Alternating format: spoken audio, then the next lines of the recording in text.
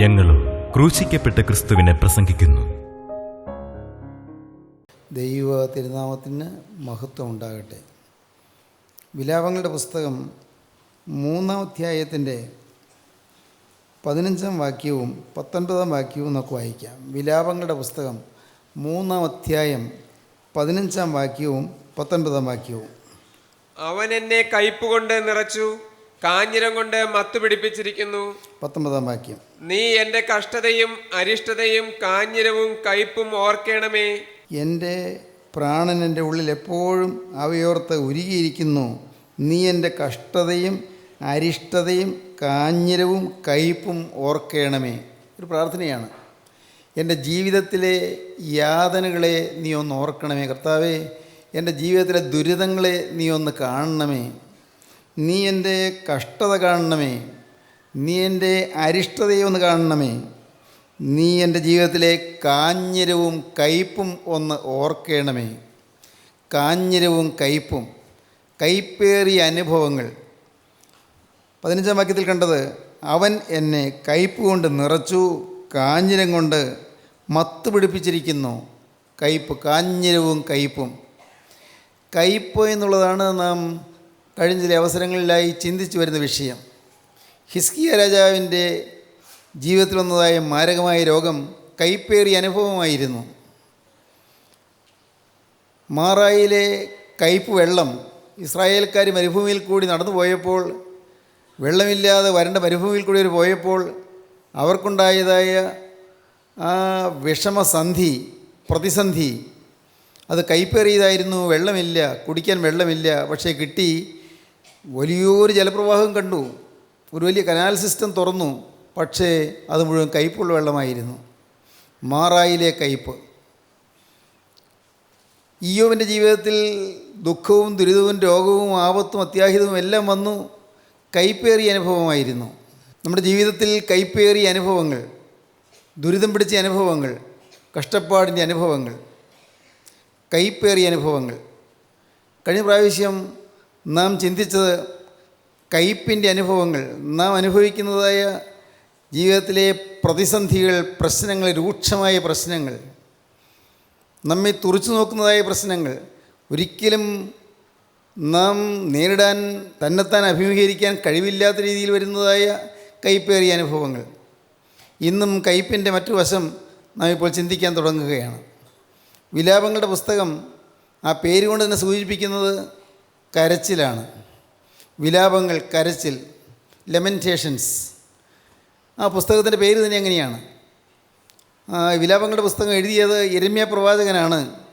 പ്രവാചകനെക്കുറിച്ച് പറയുന്നത് കരയുന്ന പ്രവാചകൻ എന്നാണ്. ലെമൻറ്റിങ് പ്രോഫറ്റ്, കരയുന്ന പ്രവാചകൻ. പ്രവാചകന്മാർ കരയും. എന്തിനു കരയും? ജനത്തിൻ്റെ അപകടം കണ്ട് കരയും. ജനത്തിന് വരാൻ പോകുന്ന കഷ്ടത കണ്ട് കരയും. ജനത്തിന് വരാൻ പോകുന്ന അനർത്ഥം കണ്ട് കരയും. പ്രവാചകന്മാർ മുൻകൂട്ടി അതെല്ലാം കാണുന്നു. ദൈവം അവർക്ക് കാണിച്ചു കൊടുക്കുന്നു. വരാൻ പോകുന്ന അനർത്ഥം, വരാൻ പോകുന്ന അത്യാഹിതം, വരാൻ പോകുന്ന കഷ്ടപ്പാടുകൾ, ദുരിതങ്ങൾ, യാതനകൾ, വേദനകൾ, ഇതെല്ലാം പ്രവാചകൻ മുൻകൂട്ടി കണ്ടു. യിരെമ്യാ പ്രവാചകൻ കണ്ടു ഇസ്രായേൽക്കാർ അടിമകളായി പോകുമെന്ന്. യിരെമ്യാ പ്രവാചകൻ മുൻകൂട്ടി കണ്ടു ഇസ്രായേൽക്കാരെ അന്നത്തെ ബാബിലോണിയൻ ചക്രവർത്തിയായ നെബൂഖദ്നേസർ വന്ന് ഉപരോധിക്കുമെന്ന്. അവരെ യെരൂശലേമിൻ്റെ ചുറ്റും അവർ കോട്ട കെട്ടുന്നത് പോലെ അവരുടെ സൈന്യങ്ങളെ അണിനിരത്തിക്കൊണ്ട് ഇസ്രായേൽക്കാർക്ക് പുറത്തേക്ക് പോകുവാൻ സാധിക്കാതെ, അകത്തേക്ക് വരുവാൻ സാധിക്കാതെ അവരെ പൂട്ടിയിട്ടതുപോലെ അവരെ ദണ്ഡിപ്പിക്കുമെന്ന്. യിരെമ്യാ പ്രവാചകൻ കണ്ടു നാശവും വലിയ അരിഷ്ടതയും ദേശത്തിന്മേൽ വരുന്നുവെന്ന്. യിരെമ്യാ പ്രവാചകൻ്റെ ജീവിതത്തിൽ കരഞ്ഞുകൊണ്ട് പ്രവാചകൻ ഇതിനെയെല്ലാം സൂചിപ്പിച്ച് ജനത്തെ പ്രബോധിപ്പിച്ചുകൊണ്ട് ഓടി നടന്നു. കരയുന്ന പ്രവാചകൻ ഓടി നടന്നു. എന്താണ് പറയുന്നത്? നിങ്ങൾ അനുഭവിക്കുകയും നിങ്ങൾ മാനസാന്തരപ്പെടുകയും, നിങ്ങൾ അനുഭവിച്ചില്ലെങ്കിൽ മഹാവിനാശം നിങ്ങൾക്ക് വരാൻ പോകുന്നു, അത്യാഹിതം നിങ്ങൾക്ക് വരാൻ പോകുന്നു. നിങ്ങൾ ഓരോരുത്തരും യെരൂശലേമിൽ നിന്ന് ബാബിലോണിയയിലേക്ക് അടിമകളായി പോകേണ്ടി വരും. നിങ്ങൾക്ക് ഇന്നുള്ള സ്വാതന്ത്ര്യമെല്ലാം പോകും. യെരൂശലേമിൽ നിന്ന് നിങ്ങൾ കൊട്ടാരങ്ങൾ പണിയുന്നു, നിങ്ങൾ ദൈവാലയം പണിയുന്നു, ദൈവാലയത്തിൽ നിങ്ങൾക്ക് ആരാധനയുണ്ട്. ഇവിടെ നിങ്ങൾക്ക് സുഖ സൗകര്യങ്ങളുണ്ട്, ഇതെല്ലാം തകർന്നു പോകും. ദേവാലയം പോലും ഇടിഞ്ഞ് തകരും. നിങ്ങളുടെ ആരാധനാ സ്ഥലങ്ങളെല്ലാം ഇടിഞ്ഞ് തകരും. നിങ്ങൾ പ്രവാസികളായി, പരദേശികളായി, അടിമകളായി നിങ്ങൾ വിദേശത്തേക്ക് പോകേണ്ടി വരും. ഇതെല്ലാം പ്രവാചകൻ ഓടിക്കണമെന്ന് പറഞ്ഞു. അന്നത്തെ രാജാവായ സിദക്കിയാവ് അതിനൊന്നും ചെവി കൊടുത്തില്ലെന്ന് മാത്രമല്ല, സിദക്കിയാവ് വളരെ പുച്ഛത്തോടെ അതിനെ കണ്ടു, അവഗണിച്ച് കളഞ്ഞു. അക്കാലത്ത് 3 കേന്ദ്ര ഭരണസിരാ കേന്ദ്രങ്ങളാണ് ഉണ്ടായിരുന്നത്. 1 പ്രവാചകൻ, 2 രാജാവ്, 3 പുരോഹിതൻ. പ്രവാചകനും രാജാവും പുരോഹിതനും. പ്രവാചകൻ ദൈവത്തിൽ നിന്ന് അരുളപ്പാട് വാങ്ങിച്ച് പുരോഹിതന് കൊടുക്കും, രാജാവിനും കൊടുക്കും. രാജാവ് രാജ്യം ഭരിക്കുന്നത് പ്രവാചകനിൽ നിന്ന് കിട്ടുന്നതായ ദൈവിക അരുളപ്പാടുകൾ അനുസരിച്ചാണ്. പുരോഹിതൻ ആധ്യാത്മികമായ ആരാധനയുടെ ഗൗരവമേറിയ ചുമതലകൾ നിർവഹിക്കുന്നത് പ്രവാചകനിൽ നിന്ന് കിട്ടുന്നതായ അരുളപ്പാടുകളുടെ ബാഹുല്യത്തിലാണ്. അങ്ങനെ പ്രവാചകനും പുരോഹിതനും രാജാവും 3 അധികാര സ്ഥാനങ്ങൾ, അധികാര കേന്ദ്രങ്ങൾ. ഇതെല്ലാം ഒത്തൊരുമിച്ച് വരുമ്പോഴാണ് നാട്ടിൽ ഐശ്വര്യം ഉണ്ടാകുന്നത്. എന്നാൽ ചില രാജാക്കന്മാർ പ്രവാചകന്മാരിൽ നിന്ന് കിട്ടിയതായ അരുളപ്പാടുകളെ നിരസിച്ച് കളഞ്ഞു. സിദക്കിയ രാജാവ് പ്രവാചകനിൽ നിന്ന് കിട്ടിയ അരുളപ്പാടെ നിരസിച്ച് കളഞ്ഞു. പ്രവാചകനിൽ നിന്ന് ലഭിച്ച അരുളപ്പാട് നിരസിച്ചെന്ന് മാത്രമല്ല, പുച്ഛിച്ചു, പരിഹസിച്ചു, പ്രവാചകനെ ബന്ധിക്കുകയും ചെയ്തു. യിരെമ്യാ പ്രവാചകനെ ബന്ധിച്ചു. യിരെമ്യാ പ്രവാചകനെ ഭക്ഷണം കൊടുക്കാതെ പട്ടിണിക്കിട്ടു. പ്രവാചകനെ കഠിനമായി പീഡിപ്പിച്ചു. എന്തിന്? യിരെമ്യാ പ്രവാചകൻ്റെ ചെകിട്ട് തടിക്കുക പോലും ചെയ്തു. ഇതെല്ലാം ഉണ്ടായിട്ടും പ്രവാചകൻ പിന്നെയും കരഞ്ഞുകൊണ്ട് ഓടി നടന്ന് ദൈവത്തിൻ്റെ വചനം പറഞ്ഞു, ജനത്തോട് പ്രബോധിപ്പിച്ചു. വിശ്വാസപാതയായ ഇസ്രായേലെ മടങ്ങി വരിക, വിശ്വാസത്യാഗിനിയായ യഹൂദയെ മടങ്ങി വരിക എന്ന് പറഞ്ഞ് പ്രവാചകൻ ഓടി നടന്ന് ജനത്തെ ആഹ്വാനം ചെയ്തു, ദൈവത്തിങ്കിലേക്ക് മടങ്ങി വരിക എന്ന്. അനുദപിക്കുക, മാനസാന്തരപ്പെടുക എന്ന്, അല്ലെങ്കിൽ മഹാവലിയ കഷ്ടതകൾ വരാൻ പോകുന്നെന്ന്. പക്ഷേ രാജാവ് ചെവിക്കൊണ്ടില്ല, ജനവും ചെവിക്കൊണ്ടില്ല. യിരെമ്യാ പ്രവാചകൻ്റെ പുസ്തകത്തിൻ്റെ 1-ാം അധ്യായം മുതൽ 5-ാം അധ്യായം വരെയുള്ള ഭാഗങ്ങൾ ശ്രദ്ധയോടെ നിങ്ങൾ വായിക്കുമെങ്കിൽ ചില കാര്യങ്ങൾ മനസ്സിലാക്കാൻ സാധിക്കും. നടന്നെന്താണെന്നോ, നെബൂഖദ്നേസർ രാജാവ്, ബാബിലോണിയൻ ചക്രവർത്തി യെരൂശലേമിനെ നിരോധിച്ചു. BC 588 ജനുവരി മുതൽ അടുത്ത ജൂലൈ 19-ാം തീയതി വരെ യെരൂശലേമിനെ നിരോധിച്ചു. യെരൂശലേമിനെ വളഞ്ഞു നിന്നു സൈന്യ സന്നാഹങ്ങൾ. യെരൂശലേം കൊടും പട്ടിണിയിലായി, വലിയ യാതനയിലായി, ദുരിതത്തിലായി. തൊട്ടടുത്ത് ഓഗസ്റ്റ് 15-ാം തീയതി നെബൂഖദ്നേസർ രാജാവിൻ്റെ സൈന്യം ഇരച്ചു കയറി യെരൂശലേമിലേക്ക്. അവിടെയുള്ള പട്ടണത്തെ തീവച്ച് ചുട്ടുകളഞ്ഞു, കെട്ടിടങ്ങളെ തീവച്ച് ചുട്ടുകളഞ്ഞു. ആ കൂട്ടത്തിൽ യെരൂശലേം ദേവാലയത്തെയും ചുട്ടുകളഞ്ഞു, എല്ലാം തകർത്ത് കളഞ്ഞു. മാത്രമല്ല അവിടെ വലിയ നാശനഷ്ടങ്ങളുണ്ടാക്കി, എല്ലാം കത്തിച്ച് കളഞ്ഞു. നഗരവും ദേവാലയവും കത്തിപ്പോയി, ജനത്തെ അടിമകളായി കൊണ്ടുപോവുകയും ചെയ്തു. ഇതെല്ലാം കണ്ടുകൊണ്ട് പ്രവാചകൻ കരയുന്ന പുസ്തകമാണ് വിലാപങ്ങളുടെ പുസ്തകം. പ്രിയപ്പെട്ടവരെ, ഒരു കാര്യം പറയാതെ മുന്നോട്ട് പോകാൻ വയ്യ. ഇന്ന് വാസ്തവമായി ഹൃദയത്തിൽ ക്രിസ്തുവിനെ വഹിക്കുന്നവർ എവിടെയെല്ലാം ഉണ്ടോ അവരുടെ ഹൃദയം കരഞ്ഞുകൊണ്ടിരിക്കും, അവരുടെ ഹൃദയം നൊന്തുകൊണ്ടിരിക്കും. എന്തിന്? മഹാവിനാശങ്ങൾ വരാൻ പോകുന്നു, മഹാനാശങ്ങൾ വരാൻ പോകുന്നു, കൈപ്പേറിയ അനുഭവങ്ങൾ വരാൻ പോകുന്നു, അത്യാഹിതങ്ങൾ വരാൻ പോകുന്നു, കഷ്ടതയും ദുരിതവും വരാൻ പോകുന്നു. നമുക്കാർക്കും തടുക്കാനോ താങ്ങാനോ വയ്യാത്ത രീതിയിലുള്ളതായ ദുരിതങ്ങൾ നമ്മെ വലയം ചെയ്യാൻ പോകുന്നു. ഇത് നാം മനസ്സിലാക്കുമ്പോൾ, ആത്മാവുള്ള ദൈവമക്കൾ ഇത് പറയുമ്പോൾ നാം വിനയപൂർവ്വം ചെവിക്കൊണ്ടാൽ നന്നാണ്. എന്തെല്ലാമാണ് സംഭവിക്കാൻ പോകുന്നത് എന്ന് അറിഞ്ഞുകൂടാ. പക്ഷെ ഒരു കാര്യം തീർച്ചയാണ്, വലിയ വിനാശം അടുത്ത് വന്നിരിക്കുന്നു. ദേശത്തിന്മേൽ വിനാശം, സമൂഹത്തിന്മേൽ വിനാശം, ജനതതിയുടെ മേൽ വിനാശം, ജനസമൂഹത്തിൻ്റെ മേൽ വിനാശം, നാശം വന്ന് പടിക്കലെത്തിയിരിക്കുന്നു. എന്നാൽ ദൈവത്തിൻ്റെ വചനം അനുശാസിക്കുന്നു, ഇന്ന് നാം അനുദപിച്ചാൽ നമുക്ക് രക്ഷപ്പെടാമെന്ന്. ഇന്ന് അനുദപിച്ച് മാനസാന്തരപ്പെട്ടാൽ, ക്രിസ്തുവിലേക്ക് തിരിഞ്ഞാൽ നമുക്ക് ഇനിയും രക്ഷയ്ക്ക് പോകാൻ വഴിയുണ്ട് എന്ന്. ക്രിസ്തുവിലേക്ക് തിരിയുക.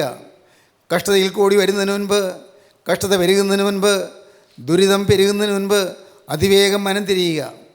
സ്നേഹിതരെ, നിങ്ങൾ ചിന്തിക്കൂ, നിങ്ങൾ അനേകം പേർക്കും ജീവിതത്തിൽ താങ്ങാനാവാത്ത യാതനകൾ വന്നിട്ടില്ലേ? സഹിക്കാൻ വയ്യാത്ത ദുരിതങ്ങൾ ഏറ്റിട്ടില്ലേ? ആർക്കും ഒരു വിധത്തിലും സഹായിക്കാൻ സാധ്യമല്ലാത്ത രീതിയിലുള്ള ചില പ്രതിസന്ധികൾ, പ്രശ്നങ്ങൾ നിങ്ങളുടെ ജീവിതത്തിൽ വന്നിട്ടില്ലേ? നിങ്ങളുടെ ഹൃദയം ഇന്ന് നൊന്തു വിങ്ങുന്നില്ലേ? നിങ്ങൾ ഏകാഗിയായിരുന്ന് നെടുവീർപ്പെടുന്ന സന്ദർഭങ്ങൾ നിങ്ങൾക്കില്ലേ? ഒറ്റയ്ക്കിരുന്ന് ഏങ്ങളടിക്കുകയും നെടുവീർപ്പെടുകയും ചെയ്യും. ആർക്കും സഹായിക്കാൻ സാധിക്കുന്നില്ല.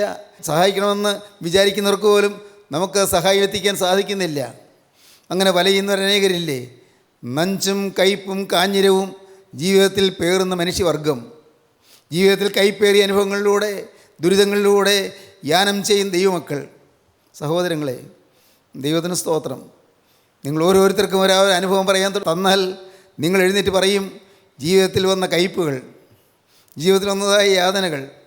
എത്രയോ പ്രാവശ്യം ഞാൻ പറഞ്ഞിട്ടുണ്ട് എൻ്റെ ജീവിതത്തിലെ കയ്പുകളെക്കുറിച്ച്, എൻ്റെ ജീവിതത്തിൽ അനുഭവിച്ചതായ ദുരിതങ്ങളെക്കുറിച്ച്. ഒരു വയസ്സിലപ്പൻ നഷ്ടപ്പെട്ടു. അപ്പന് 33 വയസ്സിലപ്പൻ മരിച്ചുപോയി. എനിക്ക് 2 വയസ്സുള്ളപ്പോൾ ചേട്ടൻ മരിച്ചു. ചേട്ടന് 13 വയസ്സേ പ്രായം ഉണ്ടായിരുന്നുള്ളൂ. എൻ്റെ അമ്മ അങ്ങനെ ദുഃഖവും ദുരിതവുമായി വലഞ്ഞ് ഏങ്ങളടിച്ച് കരഞ്ഞിരുന്നത് ഇന്ന് എൻ്റെ ബാല്യകാലം ഓർക്കുമ്പോൾ എൻ്റെ മനസ്സിൽ ഓർമ്മയിൽ തെളിഞ്ഞു വരുന്നു. കരഞ്ഞ് കലങ്ങിയ കണ്ണുമായി അമ്മ നെഞ്ചത്തടിച്ച് കരഞ്ഞിട്ടുണ്ട്.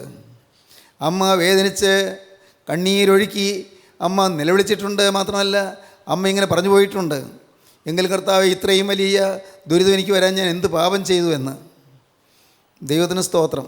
30-ാമത്തെ വയസ്സിൽ വിധവയായ എൻ്റെ അമ്മയുടെ കണ്ണുനീരിൻ്റെ തണലിലാണ് ഞാൻ വളർന്നു വന്നത്. ആ കണ്ണീര് ഞാൻ ഏറ്റെടുത്തു. കാരണം എനിക്കും കരച്ചിലായിരുന്നു, എനിക്കും ദുഃഖമായിരുന്നു. ഞാൻ ഏകാഗിയായി പോയി, ഞാൻ ഒറ്റപ്പെട്ടു പോയി. ഞാൻ വാസ്തവത്തിൽ അനാഥനെപ്പോലെയായിപ്പോയി, അഗതിയെപ്പോലെയായി. ഒരുപക്ഷെ ഞാൻ ഇന്ന് ചിന്തിക്കുകയാണ്, ഞാൻ അഹങ്കരിക്കാതിരിക്കുന്നത് ഒരുപക്ഷെ അതുകൊണ്ടായിരിക്കണം, ഞാൻ നശിച്ചു പോകാതിരുന്നത് അതുകൊണ്ടായിരിക്കണം. എനിക്ക് അഹങ്കരിക്കാനൊന്നുമില്ലായിരുന്നു, എനിക്ക് അഭിമാനിക്കാനൊന്നുമില്ലായിരുന്നു, എനിക്ക് ആശ്രയിക്കാൻ ആരുമില്ലായിരുന്നു. എല്ലാം ജീവിതത്തിൽ കൈമോശം വന്നവനായി, മനസ്സ് പതറിയവനായി, മനസ്സ് ഉലഞ്ഞവനായി, ആരോരും തുണയില്ലാത്തവനെ പോലെ ഏകാഗിതയിൽ നിന്ന് ഞാൻ കരഞ്ഞത് ഞാൻ ഓർക്കുന്നുണ്ട്. ദൈവത്തിന് സ്തോത്രം. ദൈവത്തിൻ്റെ വലിയ നാമം മഹത്വപ്പെടട്ടെ. സഹോദരങ്ങളെ, അമ്മയ്ക്ക് നിർബന്ധമുണ്ടായിരുന്നു ഞാൻ ഇന്നും വേദപുസ്തകം വായിക്കണമെന്ന്. ഒരധ്യായമെങ്കിലും വേദപുസ്തകം വായിച്ചിട്ടേ കിടക്കാവൂ എന്ന് നിർബന്ധമുണ്ടായിരുന്നു. മാത്രമല്ല, അമ്മയ്ക്ക് നിർബന്ധമുണ്ടായിരുന്നു വെളുപ്പാങ്കാലത്ത് എഴുന്നേറ്റ് നമസ്കാരങ്ങളെല്ലാം ചൊല്ലി കുമ്പിട്ട് നമസ്കരിച്ച് പ്രാർത്ഥിച്ച് എന്നിട്ടേ എഴുന്നേറ്റ് പുറത്ത് പോകാവൂ എന്ന്. ചില നിർബന്ധങ്ങളുണ്ടായിരുന്നു. ആ നിർബന്ധങ്ങൾ എനിക്ക് നന്നായിരുന്നു. അമ്മ കർശനമായി ശാസിച്ചിരുന്നു, ചിലപ്പോൾ ശിക്ഷിച്ചിരുന്നു. അതും എനിക്ക് നന്നായി എന്ന് ഞാനിപ്പോൾ ഓർക്കുന്നു. ദൈവത്തിന് സ്തോത്രം. സഹോദരങ്ങളെ, കയ്പേറിയ അനുഭവങ്ങൾ. നിങ്ങൾ പലരും ഇന്ന് കയ്പ് കുടിച്ചുകൊണ്ടിരിക്കുന്നവരാണ്. വിലാപങ്ങളുടെ പുസ്തകം 3-ാം അധ്യായത്തിൽ നാം വായിച്ചതുപോലെ കയ്പ് എന്താണ് വായിച്ചത്? അവൻ എന്നെ കയ്പ് കൊണ്ട് നിറച്ചു, കാഞ്ഞിരം കൊണ്ട് മത്ത് പിടിപ്പിച്ചിരിക്കുന്നു എന്ന്. മാത്രമല്ല, നീ എൻ്റെ കഷ്ടതയും അരിഷ്ടതയും കാഞ്ഞിരവും കയ്പും ഓർക്കണമേ. എൻ്റെ പ്രാണന് എൻ്റെ ഉള്ളിൽ എപ്പോഴും ഉരുകിയിരിക്കുന്നു. പ്രാണൻ ഉരുകുന്ന അനുഭവം, ഹൃദയം പതറി ഉലയുന്ന അനുഭവം, മനസ്സ് വാടിക്കൊഴിയുന്ന അനുഭവം, തളർന്നുപോയ അനുഭവം, മുന്നേറ്റം കിട്ടുന്നില്ല, ഒരു കരയേറ്റം കിട്ടുന്നില്ല, സമാധാനം കിട്ടുന്നില്ല. എങ്ങോട്ട് നോക്കും സമാധാനത്തിന്? ഒരിടത്തും സമാധാനം കിട്ടാനില്ല, ആർക്കും സഹായിക്കാൻ സാധിക്കുകയുമില്ല. എൻ്റെ സഹോദരങ്ങളെ, ഞാൻ എളിമയോടെ നിങ്ങളോട് പറയട്ടെ, ആർക്കും സഹായിപ്പാൻ കഴിയാത്ത സാഹചര്യത്തിൽ സഹായിപ്പാൻ ഇറങ്ങി വരുന്ന ഒരു ദൈവമുണ്ട്. അവനത്രേ കർത്താവായ യേശുക്രിസ്തു. നിങ്ങൾക്കറിഞ്ഞുകൂടാ നിങ്ങളെ നയിച്ചു കൊണ്ടുപോകുന്ന വിധങ്ങൾ, നിങ്ങൾക്കറിഞ്ഞുകൂടാ നിങ്ങളെ ഇന്ന് കൊണ്ടെത്തിച്ചിരിക്കുന്നതായ സമാധാനത്തിൻ്റെ മാർഗങ്ങൾ, നിങ്ങൾക്കറിഞ്ഞുകൂടാ നിങ്ങൾ നടത്തിയ വഴികൾ, നിങ്ങൾക്കറിഞ്ഞുകൂടാ ഒരു അദൃശ്യകര നിങ്ങളെ പിടിച്ചത്, നിങ്ങൾ ഇത്രത്തോളം എത്തിച്ചത്. ഞാൻ അത്ഭുതത്തോടെ ഓർക്കുന്നു. ഈ വാർദ്ധക്യത്തിൽ നിന്നുകൊണ്ട് ഞാൻ തിരിഞ്ഞു നോക്കുമ്പോൾ ഓർക്കുന്നു, എത്ര സംഭവബഹുലമായ ജീവിതമാണ്. സംഭവബഹുലമായ ജീവിതം. നിങ്ങൾക്കെല്ലാവർക്കും അങ്ങനെ ആയിരുന്നില്ലേ? സംഭവബഹുലമായ ജീവിതം. യാതനകളിലൂടെ ഏറ്റുമുട്ടി തളർന്ന് ഉലഞ്ഞ് ഒഴിയതായ കാലങ്ങൾ. ദൈവത്തിന് സ്തോത്രം. എത്ര ആപത്തുകളാണ് വന്നത്, എന്തെന്ന് മഹാവ്യാധികളാണ് വന്നത്, ഒട്ടും നിരൂപിക്കാത്തതായ, ഒട്ടും വിചാരിക്കാത്തതായ എന്തെന്ത് പ്രതിസന്ധികളാണ് വന്നത്. അതിനെല്ലാം അതിജീവിച്ചല്ലേ ഇത്രത്തോളം നാം എത്തിയത്, ഈ കടവ് വരെ എത്തിയത്. ദൈവത്തിന് സ്തോത്രം. സഹോദരങ്ങളെ, ഞാൻ പറയാം, ഒരു ശുഭ തുറമുഖത്ത് അവൻ നമ്മെ എത്തിച്ചിരിക്കുകയാണ്. ശുഭ തുറമുഖം. ഏതാണ് ഈ ശുഭ തുറമുഖം? ഈ കഷ്ടപ്പാടിൻ്റെ മധ്യത്തിൽ ഒന്ന് തണലളിക്കാൻ ഒരു ശുഭ തുറമുഖം, ഒരു ശുഭകരമായ ഒരു അനുഭവത്തിലേക്ക് അവൻ നമ്മെ എത്തിച്ചിരിക്കുന്നു. ഗോകുൽത്തായിലെ കുരിശിൻ്റെ ചുവട്ടടിയിലേക്ക് നമ്മെ എത്തിച്ചിരിക്കുന്നു. ആലങ്കാരികമായ ഭാഷയിൽ ഞാനത് പറഞ്ഞു. അതിൻ്റെ അർത്ഥം എന്താണ്? കുരിശിലെ ത്യാഗോജ്വലമായ ആ സ്നേഹത്തിൻ്റെ ബലിവേദിയുടെ അരികിലേക്ക് നമ്മെ അവൻ എത്തിച്ചിരിക്കുകയാണ്. കർത്താവായ യേശു ക്രിസ്തുവിൻ്റെ കുരിശിൻ്റെ ചുവട്ടിലേക്ക് എത്തിച്ചിരിക്കുകയാണ്. ആരും തുണയില്ലാതെ, ആരും സഹായമില്ലാതെ, ആർക്കും സഹതാപം തോന്നാതെ ഏകനായി കുരിശിന്മേൽ കിടന്ന് പിടയുന്ന കർത്താവായ യേശുവിൻ്റെ ആ കുരിശിൻ്റെ ചുവട്ടിലേക്ക് നമ്മെ എത്തിച്ചിരിക്കുന്നതിനാണ്. നമുക്ക് സമാധാനം തരാനാണ്. കുരിശിലെ സമാധാനം, കുരിശിൽ കൂടി ഒഴുകി വരുന്നതായ ആ തിരുരക്തത്തിൻ്റെ ചാലുകളിൽ കൂടി നമ്മുടെ മേൽ പകരുന്ന സമാധാനം, ആ തിരുരക്തം തരുന്നതായ ശാന്തി, അത് നമുക്ക് തന്നമേ അനുഗ്രഹിക്കാനാണ് കർത്താവായ യേശു ക്രിസ്തു ഇന്ന് നമ്മെ ഈ വചനം കേൾപ്പിക്കുന്നത്. കൈപ്പേറിയ അനുഭവങ്ങളിലൂടെ പോയവർ ഇപ്പോൾ മധുരിപ്പിക്കുന്ന അനുഭവത്തിലേക്ക് വരാൻ കർത്താവ് ആഗ്രഹിക്കുന്നു. കയ്പ് കുടിച്ചവർ, കയ്പിൽ വാടിപ്പോയവർ, കയ്പിൽ തളർന്നു പോയവർ, കയ്പിൽ മുടിഞ്ഞു പോയവർ ഇപ്പോൾ ഒരു പുതുജീവൻ പ്രാപിക്കാൻ കർത്താവ് നിങ്ങളെ ക്ഷണിക്കുന്നു. നിങ്ങളാരും തളരണ്ട. ദൈവത്തിന് സ്തോത്രം. ആരും വാടിപ്പോകണ്ട. ഞാൻ ഓർക്കുന്നു പ്രിയപ്പെട്ടവരെ, പിൽഗ്രിംസ് പ്രോഗ്രസ് എഴുതിയ ജോൺ ബെനിയനെക്കുറിച്ച്. ജോൺ ബെനിയൻ ഇംഗ്ലണ്ടിൽ ബെഡ്ഫോർഡ് എന്ന് പറയുന്ന സ്ഥലത്ത്, അവിടെയാണ് അദ്ദേഹം വന്ന് താമസിച്ചത്. അവിടെ അല്ലായിരുന്നു, കുറേ കൂടി ഉൾഭാഗത്തൊരു സ്ഥലത്തായിരുന്നു ജനനം. പക്ഷേ അദ്ദേഹം വീടുകൾ തോറും നടന്ന്, കുട്ടിയായിരുന്ന കാലം മുതലേ വീട് തോറും നടന്ന് പാത്രങ്ങൾ നന്നാക്കി കൊടുക്കുന്ന ജോലിയായിരുന്നു. പാത്രങ്ങൾ നന്നാക്കി കൊടുക്കുക. പാത്രം നന്നാക്കാനുണ്ടോ, പാത്രം നന്നാക്കാനുണ്ടോ എന്ന് ചോദിച്ചുകൊണ്ട് റോഡിൽ കൂടെ നടക്കും. ആവശ്യക്കാരെ വിളിക്കും, അവിടെ വന്ന് പാത്രം നന്നാക്കി കൊടുക്കും. അങ്ങനെയുള്ള ഒരു ചെറുപ്പക്കാരനായിരുന്നു ജോൺ ബെനിയൻ. അദ്ദേഹം ഒരവസരത്തിൽ ഏതാനും സ്ത്രീകൾ കൂടി നിന്ന് റോഡരിയിൽ നിന്ന് സംസാരിക്കുന്നത് കേട്ടു. എന്താണ് ഒരു സംസാരിക്കുന്നത് അറിയാൻ അവരുടെ അടുക്കിലേക്ക് ചെന്നു. ശാന്തമായി ശ്രദ്ധിച്ചു നിന്നു. ആ സ്ത്രീകൾ അവർ പറഞ്ഞു, നീ രക്ഷ അനുഭവിച്ചിട്ടുണ്ടോ എന്ന്. നീ ക്രൂസിലെ രക്ഷ അനുഭവിച്ചിട്ടുണ്ടോ? അവനൊന്നും മനസ്സിലായില്ല. ക്രൂസിലെ രക്ഷ ഒന്നും മനസ്സിലായില്ല. ഞാൻ പാത്രം നന്നാക്കുന്ന ഒരു കൊച്ചനാണെന്ന് പറഞ്ഞു. മോനെ ചോദിക്കട്ടെ, ഈ രക്ഷ, ആത്മാവിൻ്റെ വീണ്ടെടുപ്പ് നീ അനുഭവിച്ചിട്ടുണ്ടോ? ആത്മാവിൻ്റെ രക്ഷ നീ അനുഭവിച്ചിട്ടുണ്ടോ? ആത്മാവിൻ്റെ നിത്യജീവൻ നീ അനുഭവിച്ചിട്ടുണ്ടോ? അവനൊന്നും മനസ്സിലായില്ല. അവരവിടെ നിന്ന് അവൻ പറഞ്ഞു കൊടുത്തു. അവർ പ്യൂരിറ്റൻ ജനവിഭാഗമായിരുന്നു. പ്യൂരിറ്റൻ വർഗത്തിൽപ്പെട്ട, ക്രിസ്തീയത്വത്തിൽ വളരെ തീക്ഷ്ണതയുള്ള ഒരു വിഭാഗമാണ് പ്യൂരിറ്റൻ വിഭാഗം. ആ പ്യൂരിറ്റൻ വിഭാഗത്തിൽപ്പെട്ട ഏതാനും ക്രിസ്തീയ പ്രവർത്തകരായിരുന്നു ആ സ്ത്രീകൾ. അവർ രക്ഷയുടെ മർമ്മം പറഞ്ഞു കൊടുത്തു. ക്രൂസിൽ നേടിത്തന്ന രക്ഷ, കർത്താവായ യേശു ക്രിസ്തു ക്രൂസിൽ മരിച്ചത് മൂലം മനുഷ്യൻ തന്നതായി വീണ്ടെടുപ്പ്, ക്രൂസിൽ ചൊരിഞ്ഞ രക്തം മൂലം മനുഷ്യൻ്റെ പാപങ്ങൾ ക്ഷമിക്കുന്നതിനെക്കുറിച്ച് എല്ലാം അവർ പറഞ്ഞു കൊടുത്തു. അവൻ അവരുടെ കൂടെ കൂടി, അവരോടൊപ്പം സഞ്ചരിക്കാൻ തുടങ്ങി. പക്ഷേ അവൻ്റെ ജോലി അവൻ വിട്ടില്ല, അവൻ്റെ തൊഴിൽ വിട്ടില്ല. സമയം കിട്ടുമ്പോഴെല്ലാം അവരുടെ അടുക്കൽ പോയിരുന്ന് വചനം കേൾക്കും. ദൈവത്തിന് സ്തോത്രം. ആ കാലത്ത് ഒലിവർ ക്രോംവെൽ എന്ന് പറയുന്ന രാജാവായിരുന്നു രാജ്യം ഭരിച്ചിരുന്നത്. ഈ ക്രോംവെൽ രാജാവ്, അദ്ദേഹം പ്യൂരിറ്റൻ വിഭാഗത്തോട് അല്പം ചായ്വുള്ള ഒരാളായിരുന്നു, അല്പം സ്നേഹമുള്ള ഒരാളായിരുന്നു പ്യൂരിറ്റൻ വിഭാഗത്തോട്. അതുകൊണ്ട് വലിയ പ്രതിസന്ധികളൊന്നും ഉണ്ടായില്ല, പ്രശ്നങ്ങളില്ലായിരുന്നു. പക്ഷേ ഒലിവർ ക്രോംവെൽ കഴിഞ്ഞ് അടുത്ത രാജാവിൻ്റെ ഭരണകാലമായപ്പോഴേക്കും അദ്ദേഹം ആംഗ്ലിക്കൻ സഭയോട് ചർച്ചയുള്ള രാജാവായിരുന്നു. ആംഗ്ലിക്കൻ സഭ പ്യൂരിറ്റൻ സഭയ്ക്ക് എതിരായിരുന്നു. പ്രിയപ്പെട്ടവരെ നോക്കണേ, എന്തുപറ്റി? പ്യൂരിറ്റൻ സഭ വിഭാഗത്തോട് രാജാവിന് എതിർപ്പ് വന്നപ്പോൾ ആളുകൾ പീഡിപ്പിക്കാൻ തുടങ്ങി. ദൈവത്തിൻ്റെ വചനം പറയുന്ന പ്യൂരിറ്റൻ വിഭാഗത്തിലുള്ളവരെ എല്ലാം ജയിലിലടയ്ക്കാൻ തുടങ്ങി, അവരെ കൊല്ലാൻ തുടങ്ങി. വളരെ മാരകമായ പീഡകൾ അവരുടെ മേൽ അടിച്ചേൽപ്പിച്ചു. പാവങ്ങൾ പലയിടത്തായി ചിതറിപ്പോയി. പക്ഷേ ജോൺ ബെനിയൻ യേശുക്രിസ്തുവിൻ്റെ സുവിശേഷം പറഞ്ഞുകൊണ്ടേയിരുന്നു. പാത്രം പണിയും, പാത്രം നന്നാക്കും, ക്രിസ്തുവിൻ്റെ സുവിശേഷം പറഞ്ഞുകൊണ്ടിരുന്നു. ഈ ഉപജീവനത്തിന് വേണ്ടി ഒരു തൊഴിൽ ചെയ്യും, പക്ഷേ സുവിശേഷം പറഞ്ഞുകൊണ്ടിരുന്നു. സംഭവിച്ചത് എന്താണെന്ന് കേൾക്കണമോ? ഈ ജോൺ ബെനിയൻ ഒരവസരത്തിൽ പിടിക്കപ്പെട്ടു, ജയിലിലടയ്ക്കപ്പെട്ടു. ആ പ്രാവശ്യം അദ്ദേഹത്തിന് വളരെ ക്രൂരമായ, വളരെ പ്രയാസമേറിയ ഒരു ശിക്ഷാവിധിയാണ് കിട്ടിയത്. ഏകാഗിയായി തടവിൽ കഴിയേണ്ട കാലം. ആ കാലത്ത് അദ്ദേഹം തടവിലിരുന്ന് ചില പുസ്തകങ്ങൾ എഴുതുന്നതിനെക്കുറിച്ച് മനസ്സിൽ രൂപം കൊണ്ടു. ആ പുസ്തകങ്ങൾ എഴുതുന്നതിന് അദ്ദേഹത്തിൻ്റെ ആശയങ്ങൾ രൂപം കൊണ്ട് അദ്ദേഹം പയ്യെ പുസ്തകം എഴുതാൻ തുടങ്ങി. ദൈവത്തിന് സ്തോത്രം. പക്ഷേ വീണ്ടും അദ്ദേഹം ജയിലിൽ നിന്ന് മോചിപ്പിക്കപ്പെട്ടു. വീണ്ടും അദ്ദേഹം പഴയ തൊഴിലിലേക്ക് പോയി. പിന്നെയും അദ്ദേഹത്തെ ജയിലിലടച്ചു. എന്തിന്? സുവിശേഷം പറഞ്ഞതിന്. ദൈവത്തിന് സ്തോത്രം. പ്രിയപ്പെട്ടവരെ, എക്കാലത്തും സത്യസുവിശേഷത്തിന് ചിലപ്പോൾ ചില സഭകളും ചിലപ്പോൾ ചില ഭരണകൂടങ്ങളും എതിരായിരിക്കും. എക്കാലത്തും അങ്ങനെയാണ്. നിർമ്മല സുവിശേഷം പറഞ്ഞാൽ എതിരുണ്ടാകും. നിർമ്മല സുവിശേഷത്തിന് എന്നും എതിർപ്പുണ്ടാകും. ദൈവത്തിന് സ്തോത്രം. വേറെ യാതൊരു പ്രതിഫലച്ചയും കൂടാതെ, യാതൊരു സ്ഥാപിത താല്പര്യവും കൂടാതെ ദൈവത്തിൻ്റെ വചനം പറഞ്ഞാൽ അവിടെ പിശാചിന് സഹിക്കുകയില്ല. സാത്താൻ്റെ ശക്തി ഇളകും. ജോൺ ബെനിയനെ പിന്നെയും കാരാഗൃഹത്തിലാക്കി. ജോൺ ബെനിയൻ അത്യന്തം കൈപ്പേറിയ അനുഭവങ്ങളിലൂടെ പോയി. സംഭവിച്ചത് നടന്നു. ജോൺ ബെനിയൻ ആ കാരാഗൃഹത്തിൽ കിടന്നപ്പോൾ എഴുതിയ പുസ്തകമാണ് പിൽഗ്രിംസ് പ്രോഗ്രസ്. പരദേശി മോക്ഷയാത്ര. സ്വന്തം ജീവിതമാണത്. പരദേശി മോക്ഷയാത്ര വായിച്ചുള്ളവർക്കറിയാം ഏതെല്ലാം കഷ്ടതകളിലൂടെയാണ് മനുഷ്യൻ പോകുന്നത്. ക്രിസ്ത്യാനി എന്ന് പറയുന്ന മനുഷ്യൻ ഏതെല്ലാം യാതനകളിലൂടെയാണ് പോകുന്നത്. അതല്പം അലിഗോറിക്കലായിട്ടുള്ളൊരു പുസ്തകമാണ്, ആലങ്കാരികമായ ഒരു പുസ്തകമാണ്. ക്രിസ്ത്യാനി എന്ന് പറയുന്ന മനുഷ്യൻ കഷ്ടപ്പാടും ദുരിതവുമേറ്റ് വലഞ്ഞ് വിഷമിച്ച് പോകുന്ന ചിത്രം. അവിടെ കുരിശിൻ്റെ ചുവട്ടിലെത്തുന്നതുവരെയും അദ്ദേഹത്തിൻ്റെ ചുമലിൽ വലിയൊരു ചുമടുണ്ട്, വലിയ ഭാരമേറിയ ചുമട്. എന്നാൽ കുരിശിൻ്റെ ചുവട്ടിലെത്തിയപ്പോഴേക്കും ആ ചുമട് അവിടെ വീണുപോയി. അത് അദ്ദേഹം അറിഞ്ഞില്ല. ചുമട് എങ്ങനെയോ പോയി. കുരിശിൻ ചുവട്ടിൽ ചെന്നപ്പോൾ ചുമട് പോയി. അവിടെ നിന്ന് പിന്നെ ചുമടില്ലാതെ ഭാരമില്ലാതെ പിന്നെ യാത്ര ചെയ്തു. മായച്ചന്തയിൽ കൂടി പോയി. വലിയ വലിയ പ്രയാസങ്ങൾ നേരിട്ടു. നിരാശക്കോട്ടയിൽ ചെന്നു. പല പ്രയാസങ്ങളിലൂടെ യാത്ര ചെയ്ത് അദ്ദേഹം സ്വർഗീയ സിയോൻപുരിയിൽ ബെയ്യൂല നാട്ടിലെത്തി എന്നാണ് ആ പുസ്തകം അവസാനിക്കുന്നത്. എന്നാലും രണ്ടാം ഭാഗമുണ്ട്.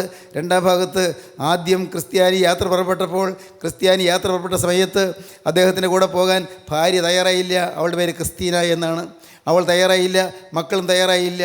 ഏവങ്കലീസ്തൻ എന്ന് പറയുന്ന ഒരാൾ ഒരു എഴുത്ത് കൊടുത്തു എന്ന് പറഞ്ഞ് അത് വായിച്ചിട്ട് നെടുവീർപ്പിടുകയും അനുദപിക്കുകയും ചെയ്യുന്ന ഭർത്താവിനെ നോക്കി ആ സ്ത്രീ പുച്ഛിക്കുകയും പരിഹസിക്കുകയും ചെയ്തു. എന്നാൽ പിന്നീട് ഭർത്താവ് ഈ ഭൂമിയിൽ നിന്ന് കടന്നു പോയതിന് ശേഷം അവൾ തീരുമാനിച്ചു, ഞാനും പോകുന്നു ഭർത്താവിൻ്റെ വഴിയിൽ കൂടെ എന്ന്. മക്കളും പുറപ്പെട്ടു. രണ്ടാം ഭാഗം ഭർത്താവിൻ്റെ ആ പോയ അതേ വഴിയിൽ കൂടി ഭാര്യയും മക്കളും കൂടി പുറപ്പെട്ട് അവരും നിത്യശോഭന തീരത്തെത്തിയെന്ന്. ദൈവത്തിന് സ്തോത്രം. കഷ്ടപ്പാടിൽ കൂടി പോയതുകൊണ്ട് ക്രൈസ്തവ സഭയ്ക്ക് അനുഗ്രഹീതമായൊരു ഗ്രന്ഥം ലഭിച്ചു. ദ ബെസ്റ്റ് സെല്ലർ എന്ന് പറയുന്ന ബൈബിൾ കഴിഞ്ഞാൽ ഏറ്റവും കൂടുതൽ പ്രതികൾ വിറ്റഴിയപ്പെട്ട പുസ്തകമാണ് പിൽഗ്രിംസ് പ്രോഗ്രസ്, പരദേശി മോക്ഷയാത്ര. അത് എഴുതി കഴിഞ്ഞതിന് ശേഷം പിന്നീട് കൂടുതൽ ആത്മീയാനുഭവങ്ങളിലേക്ക് അദ്ദേഹം വന്നു, കൂടുതൽ ശ്രേഷ്ഠമായ അനുഭവങ്ങളിലേക്ക് വന്നു. അപ്പോഴാണ് അദ്ദേഹം എഴുതിയത് രണ്ടാമത്തെ പുസ്തകം ദ ഹോളി വാർ, തിരുപ്പോരാട്ടം എന്ന പേരിൽ മലയാളത്തേക്ക് തർജ്ജമ ചെയ്തിട്ടുണ്ട്. അതല്പം കൂടി ആഴമുള്ള കാര്യങ്ങളാണ് പറയുന്നത്. ഓരോ വിശ്വാസിയും പൈശാചിക ശക്തിയോട്, ആകൽക്കർസായോട് യുദ്ധം ചെയ്യുന്നു എന്നുള്ളതാണ് അതിലെ പ്രമേയം. സഹോദരങ്ങളെ, മനോഹരമായ രണ്ട് ഗംഭീരമായ പുസ്തകങ്ങൾ മലയാള ഭാഷയിൽ കൂടെയും ഇംഗ്ലീഷ് ഭാഷയിൽ കൂടെയും 126 വിവിധ ഭാഷകളിൽ കൂടെയും ആ പുസ്തകങ്ങൾ ഇന്ന് പ്രചരിച്ചു കൊണ്ടിരിക്കുന്നു. ജോൺ ബെനിയൻ്റെ ഈ പുസ്തകങ്ങൾ എങ്ങനെ ഉണ്ടായി? കൈപ്പേറിയ അനുഭവങ്ങളിലൂടെ കടന്നു പോയതുകൊണ്ട്. സ്നേഹിതരെ, ഞാനൊരു കാര്യം നിങ്ങളോട് പറയാം. നിങ്ങൾ ഇന്ന് കൈപ്പേറിയ അനുഭവങ്ങളിലൂടെ പോകുന്നോ? നിങ്ങൾ പുസ്തകം എഴുതിയത് വരികയില്ല. എന്നാൽ ഒരു കാര്യമുണ്ട്, നിങ്ങളുടെ ജീവിതത്തിൽ നിന്ന് ചില സൽഫലങ്ങൾ വിളയാൻ പോകുന്നു. ഇന്ന് കൈപ്പേറിയ അനുഭവത്തിലൂടെ നിങ്ങൾ പോവുകയല്ലേ, ദുരിതങ്ങളിലൂടെ നിങ്ങൾ പോവുകയല്ലേ, നിങ്ങളെ കർത്താവ് ഉപയോഗിക്കാൻ പോകുന്നതിൻ്റെ ആദ്യ ലക്ഷണങ്ങളാണത്. കൈപ്പേറിയ അനുഭവങ്ങൾ ക്രിസ്തു നിങ്ങളെ ഉപയോഗിക്കും. ക്രിസ്തു നിങ്ങളെ കരത്തിലെടുക്കും. ക്രിസ്തുവിൻ്റെ കരം നിങ്ങളെ തലോടും. ക്രിസ്തുവിൻ്റെ കരം നിങ്ങൾക്ക് ആശ്വാസം തരും. കയ്പെന്ന് കുടിക്കൂ, ഭയപ്പെടേണ്ട. കയ്പ് നീ ഏറ്റുവാങ്ങൂ, പേടിക്കേണ്ട. കൈപ്പേറിയ അനുഭവങ്ങളിലൂടെ പോകുമ്പോൾ തളരേണ്ട. കർത്താവിനെ വിളിക്കൂ. നിൻ്റെ കൈപ്പേറിയ അനുഭവങ്ങളെ മധുരമാക്കി തരാൻ യേശുവിൻ്റെ ജീവിതത്തിലേക്ക് വരും. ദൈവത്തിന് സ്തോത്രം. ഞാൻ ഓർക്കുന്നു, ഞാൻ 2 അവസരങ്ങളിൽ ഞാൻ ബെഡ്ഫോർഡിൽ പോയി. ഞാൻ ജോൺ ബെനിയൻ്റെ ഭവനത്തിൽ പോയി. ജോൺ ബെനിയൻ അന്ന് താമസിച്ചിരുന്ന ഭവനത്തിൽ പോയി. ആ ഭവനത്തിൽ ചെന്ന് അദ്ദേഹത്തിൻ്റെ എഴുത്തുമുറി, അദ്ദേഹത്തിൻ്റെ അടുക്കള, ഇതെല്ലാം ഞാൻ കാണുകയുണ്ടായി. എല്ലാം ഒരു കൗതുകത്തോടെ ഞാൻ കണ്ടു. ദൈവത്തിന് സ്തോത്രം. സ്നേഹിതരെ, നിങ്ങൾ ഞാൻ പറയട്ടെ, കർത്താവായ യേശു ക്രിസ്തുവിൻ്റെ ആ സന്നിധാനത്തിൽ നിന്ന് കിട്ടുന്ന സമാധാനം, യേശു ക്രിസ്തുവിന് വേണ്ടി ചെലവഴിക്കുന്നതിൽ കൂടി കിട്ടുന്ന സമാധാനം നിങ്ങൾക്ക് വേണമോ? ഇത് ഇന്ന് കൈപ്പുറ്റ അനുഭവങ്ങളിലൂടെ പോകുന്നവർ, ദുരിതത്തിൽപ്പെട്ട് വലയുന്നവർ, ഭാവി ഇരുളടഞ്ഞതോർത്ത് നിരാശപ്പെട്ട് കരയുന്നവർ, ആത്മഹത്യയല്ലേ പോകാൻ വഴിയുള്ളൂ എന്നോർത്ത് വിഷമിക്കുന്നവർ, ഇനി ഞാൻ എന്തിന് ജീവിക്കണം, ആർക്ക് വേണ്ടി ജീവിക്കണം എന്നോർത്ത് മനസ്സ് ചഞ്ചലപ്പെട്ട് വിഷമിച്ച് ഭീതി പൂണ്ട് അലഞ്ഞ് വലയുന്നവർ, എന്ന് നിങ്ങളിപ്പോൾ യേശുക്രിസ്തുവിലേക്ക് നോക്കൂ. കുരിശിന്മേൽ കിടന്ന് പിടയുന്ന ക്രിസ്തുവിലേക്ക് നോക്കൂ. ക്രൂശിൽ തിരുനണം ചിന്തി, കുരിശിൽ തിരുരക്തം ചിന്തി കിടക്കുന്ന ക്രിസ്തുവിലേക്ക് നോക്കൂ. ക്രിസ്തുവിൻ്റെ തിരുരക്തത്തിലേക്ക് നിങ്ങൾ നോക്കൂ. ക്രിസ്തുവിൻ്റെ കുരിശിലേക്ക് നിങ്ങൾ നോക്കൂ. നിങ്ങളുടെ ഭാരങ്ങൾ ആവിയായി പോകും. നിങ്ങളുടെ ബേർഡൻസ് എല്ലാം നിങ്ങളിൽ നിന്ന് വിട്ടുപോകും. നിങ്ങളുടെ ആകുലങ്ങൾ നിങ്ങളിൽ നിന്ന് മാറിപ്പോകും. നിങ്ങൾക്കൊരു ശോഭനമായ ഭാവി ലഭിക്കും. ദൈവത്തിന് സ്തോത്രം. നാളെ എന്ത് എന്നോർത്ത് മനസ്സ് പതറിയിരിക്കുന്നവരാരെങ്കിലും ഈ വാക്കുകളെ കേൾക്കുന്നുണ്ടോ? നാളെ എന്ത്, ഞാൻ എങ്ങനെ നാളത്തെ പ്രശ്നത്തെ നേരിടും, എൻ്റെ ഈ കടം എങ്ങനെ വീടും, ഈ കടം വീട്ടാൻ എന്താണ് പോകാൻ വഴി, എൻ്റെ ദൈവമേ, എൻ്റെ ജീവിതത്തിൽ എൻ്റെ ഭാര്യ എന്നെ വിട്ടു പോയല്ലോ, എനിക്കിനി ആരുമില്ലല്ലോ, മനസ്സ് വിഷമിച്ച് കഴിയുന്നവർ, എൻ്റെ ഭർത്താവ് നേരത്തെ അക്കരയ്ക്ക് പറന്നു പോയല്ലോ, ഞാൻ ആരോരും ഇല്ലാത്തതായി പോയല്ലോ, നിരാശയോടെ കഴിയുന്ന വിധവമാർ, ദൈവത്തിന് സ്തോത്രം. അപ്പനും അമ്മയും ഇല്ല, ഞാൻ ഏകാഗിയായി പോയല്ലോ, മനസ്സ് നൊന്ന് കഴിയുന്ന അനാഥയെ പോലെ കഴിയുന്ന ബാലകന്മാർ, ബാലികമാർ, ദൈവത്തിന് സ്തോത്രം. ഒരു കാര്യം ഞാൻ വ്യക്തമായി പറയാം, ആരോരുമില്ലാതെ വലയുന്നവർക്ക് സഹായിയായ യേശു ഉണ്ട്. ആരും നോക്കാത്തവർക്ക് സഹായിയായ യേശു ഉണ്ട്. ആരും തിരിഞ്ഞു നോക്കാത്തവർക്ക് സഹായിയായ യേശു ഉണ്ട്. അവരുടെ അടുക്കിലേക്ക് യേശു വരും. ഇപ്പോൾ നിങ്ങൾ കർത്താവെ, കൈപ്പേറിയ അനുഭവങ്ങളിലൂടെ ഞാൻ ഇതുവരെയും നടന്നു വന്നല്ലോ, നീ ഒന്ന് എൻ്റെ അരികിലേക്ക് വരണമേ, നിൻ്റെ ആ തിരുരക്തം പുരണ്ട കരം എൻ്റെ തലമേലൊന്ന് വെക്കണമേ, നാഥ നീ എന്നെ ഒന്ന് അനുഗ്രഹിക്കണമേ എന്ന് നിങ്ങളിപ്പോൾ ഒന്ന് പറയുമെങ്കിൽ നിങ്ങളെ തൊടും യേശു, നിങ്ങളെ തഴുകും യേശു, നിങ്ങളുടെ കണ്ണുനീര് തുടയ്ക്കും യേശു, നിങ്ങളുടെ കയ്പ് മാറ്റും യേശു, നിങ്ങൾക്ക് മധുരം തരും യേശു. യേശുവിൻ്റെ മധുരം വാങ്ങാൻ നിങ്ങൾക്ക് ആഗ്രഹമുണ്ടോ? പാപമോചനമാണ് മധുരം, പാപക്ഷമയാണ് മധുരം, വിശുദ്ധ ജീവിതമാണ് മധുരം, ദിവ്യ സ്നേഹമാണ് മധുരം, ക്രൂശിലെ ത്യാഗമാണ് മധുരം. പ്രിയരെ, ഈ സ്നേഹത്തിൻ്റെ മാധുര്യത്തിലേക്ക് ക്രിസ്തു നിങ്ങൾ മാടി വിളിക്കുന്നു. വരുവീൻ, ഓടി വരുവീൻ, സ്നേഹത്തിൻ്റെ ആ സ്വർഗീയ സ്ഥാനത്തേക്ക് ഓടി വരുവീൻ, സ്നേഹത്തിൻ്റെ ആ പാദപീഠത്തിലേക്ക് ഓടി അണയുവീൻ, സ്നേഹത്തിൻ്റെ പൊന്നുപാദം ചുംബിപ്പീൻ, ആ തിരുമുറിവുകളെ ചുംബിപ്പീൻ, തിരുമുറിവുകളെ തഴുകുവീൻ. യേശുവിന് പറയുവീൻ, യേശുവേ, ഈ നിമിഷം മുതൽ ഞാൻ നിൻ്റെ വകയായി ജീവിക്കും. നാഥ, ഈ നിമിഷം മുതൽ ഞാൻ നിൻ്റെ സ്വന്തമായി ജീവിക്കും. എന്നെ തഴുകണമേ, എന്നെ തലോടണമേ, എന്നെ വിശുദ്ധീകരിക്കണമേ, എന്നെ നിൻ്റെ മകനാക്കി തീർക്കണമേ, എന്നെ നിൻ്റെ മകളാക്കി തീർക്കണമേ. നമുക്ക് പ്രാർത്ഥിക്കാം, നമുക്ക് സമർപ്പിക്കാം. കാരുണ്യവാനേ, മഹാപരിശുദ്ധനായ ഞങ്ങളുടെ സ്വർഗീയ പിതാവേ, തന്ന അനുഗ്രഹീത വചനങ്ങൾക്കായി സ്തോത്രം. നിൻ്റെ മക്കളെ തൊട്ടതിനായി സ്തോത്രം. കൈപ്പേറിയ അനുഭവങ്ങളിലൂടെ പോകുന്നവരെ മധുരതരമായ അനുഭവങ്ങളിലേക്ക് നയിക്കുവാനായി അവിടുത്തെ പരിശുദ്ധാത്മാവ് ബന്ധപ്പെടുന്നതിനായി സ്തോത്രം. എല്ലാ നന്മകൾക്കായി ഞങ്ങൾ സ്തുതിക്കുന്നു. യേശുവേ, തിരുനാമം മഹത്വപ്പെടുത്തണമേ. യേശു ക്രിസ്തുവിൻ്റെ വിലയേറിയ നാമത്തിൽ തന്നെ. ആമീൻ. ഹല്ലേലൂയ.